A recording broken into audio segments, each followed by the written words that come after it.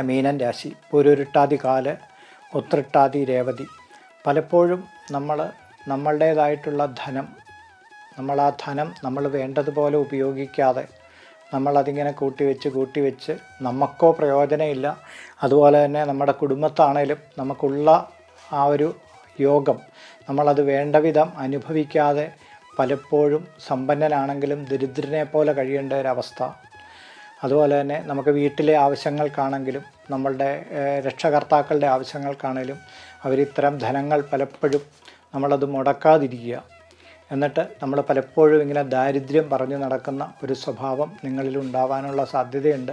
അപ്പോൾ അത്തരം കാര്യങ്ങൾ മാറ്റി നമുക്കൊരു ജീവിതമേ ഉള്ളൂ എന്ന് മനസ്സിലാക്കി നമുക്കുള്ള ആ ഒരു സമ്പത്തും കാര്യങ്ങളുമൊക്കെ നാളത്തേക്കെന്ന് വിചാരിച്ച് മാറ്റി വെക്കാതെ അതെല്ലാം ജീവിതത്തിൽ അനുഭവിച്ച് സന്തോഷമായിട്ട് കഴിഞ്ഞുകൂടുകയാണെങ്കിൽ അവർക്കും 2025 നന്നായിട്ട് തീരുന്നതായിരിക്കും. എല്ലാവർക്കും 2025 വലിയ മോഹങ്ങളും ആഗ്രഹങ്ങളും പ്രതീക്ഷകളുമായിട്ടായിരിക്കും വരുന്നത്.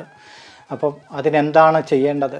കാരണം നമ്മളുടെ അമ്മ, നമ്മളെ ഭൂമിയിൽ സൃഷ്ടിച്ച നമ്മുടെ അമ്മ, അതുപോലെ തന്നെ ഭൂമിദേവി, ഇവരുടെ രണ്ടുപേരുടെയും അനുഗ്രഹമായിരിക്കും നമ്മളുടെ ജീവിതത്തിൽ നമ്മളെ എവിടെയെങ്കിലുമൊക്കെ കൊണ്ടെത്തിക്കുന്നത്.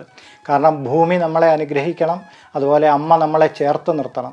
അപ്പോൾ ഇതിനായിട്ട് നമ്മൾ എല്ലാ ദിവസവും ആ ഭൂമിയെയും നമ്മളുടെ അമ്മയെയും നമ്മൾ മനസ്സാ പ്രാർത്ഥിക്കുക. സർവമംഗളമംഗല്യേ ശിവേ സർവാർത്ഥസാധികേ ശരണ്യേ ത്രയംബകേ ദേവി നാരായണി നമസ്തുതേ.